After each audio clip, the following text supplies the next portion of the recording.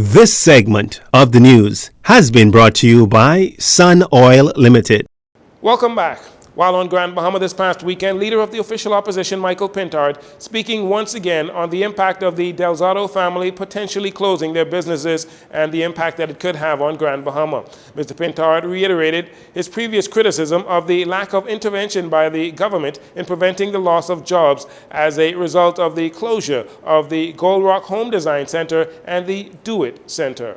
July 1st, when we heard publicly about the potential closure of the first layoffs of members of the staff of this facility, we fully expected that the ministers on the island would have engaged the Prime Minister about a brewing conflict between DevCo and by extension the Grand Bahama Port Authority as well as this group of companies. Unfortunately, conditions deteriorated further. An announcement of closure came. The first time the Prime Minister appeared to be fully aware was a conversation that I had first with one of his ministers and then by extension with him, expressing the urgency. The Prime Minister, when furnished with that phone number, made a call to the family and had initial conversations. Earlier this month, the Delzato family announced their intention of closing all of their companies following a breakdown of talks with the Grand Bahama Development Company.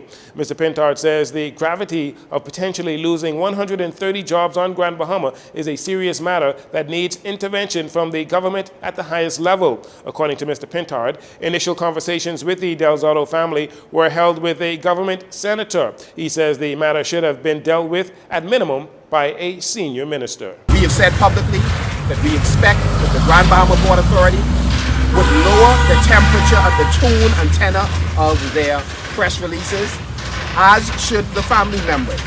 If there's general concern about the 130 families that are going to be affected, aside from those who have already been laid off, then all of us must make sure that cooler heads prevail in this discussion. What is at stake? One of the things that is at stake are the many families now who have to, if this goes through, look for jobs. According to Mr. Pintard, there is the potential for other companies leaving Grand Bahama because of the decision made by the Delzato family. He says this is something Grand Bahama cannot afford. A male found unresponsive on the shorelines of South Beach, lying face down at about 5 p.m. on Saturday afternoon. Emergency medical services came to the scene and pronounced the male dead. Love 97 News spoke with the individual who found the body, who requested to remain anonymous, says that the victim was a frequent beachgoer known to the individual as Chris. The individual says the victim would come to the beach to swim and smoke frequently, so there is no doubt that he was able to swim. He said when he discovered the victim, he was lying face down by the shore with goggles on. Police have no further information at this time as their investigations continue, including perhaps an autopsy to determine the cause of death. Police are searching for two men in connection with breaking an entry into an establishment on Wolf Road, stealing a large number of HP laptops to the amount of $21,000. Police were notified of the incident around 9 a.m. on Saturday and are currently following significant leads into the matter. The police also want to remind members of the public purchasing stolen property is a major offense, with those aiding and abetting potentially at risk for prosecution. Police are asking anyone with information that can assist them in locating the suspects and stolen items to contact the police at 911 or 919.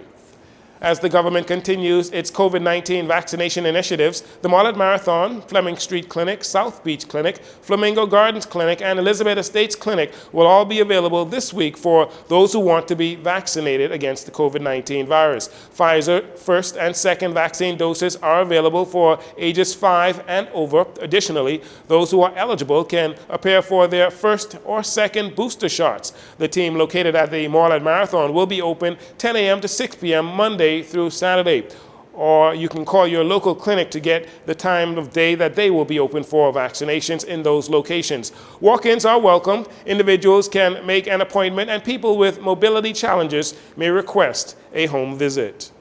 And finally, former star athlete at St. Augustine's College, the Big Red Machine, Devin Charlton, made more track and field history for the Bahamas on Saturday night at the Commonwealth Games in Birmingham, England, when she won silver in the women's 100-meter hurdles, clocking 12.58 seconds to finish second behind Nigeria's Toby Amusan, who is actually now the world record holder and who won it on Saturday in a time of 12.30 seconds. Devin becomes the first Bahamian to medal in the women's 100-meter hurdles at the Commonwealth Games. Last week, Laquan Nairn won gold in the men's long jump for Team Bahamas at the Commonwealth Games, which is also an historic accomplishment for Bahamian track and field.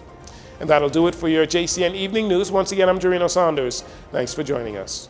This segment of the news has been brought to you by Sun Oil Limited.